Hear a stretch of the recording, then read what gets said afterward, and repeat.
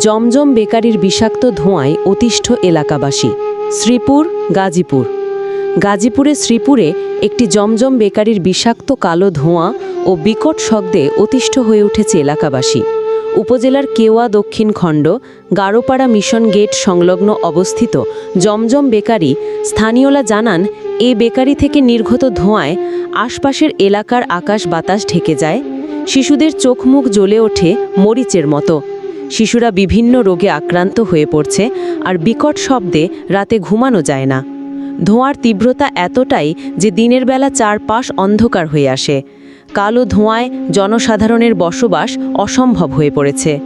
বেকারিটির আশেপাশেই রয়েছে mission, school ও জনবসতি। প্রতিদিন শত শত কোমলমতি শিক্ষার্থী ওই রাস্তা দিয়ে যাতায়াত করে। আমরা দ্রুত এই পরিস্থিতি থেকে মুক্তি চাই। গাজীপুর পরিবেশ অধিদপ্তরে লিখিত অভিযোগ দেওয়া হয়। তারই ভিত্তিতে অভিযানে আসলেন এবং উল্লিখিত লিখিত অভিযোগের সত্যতা পাওয়ার পরেও কোনো কাজ হয়নি। বেকারিটি বন্ধের দাবিতে প্রশাসনের দৃষ্টি আকর্ষণ করছি।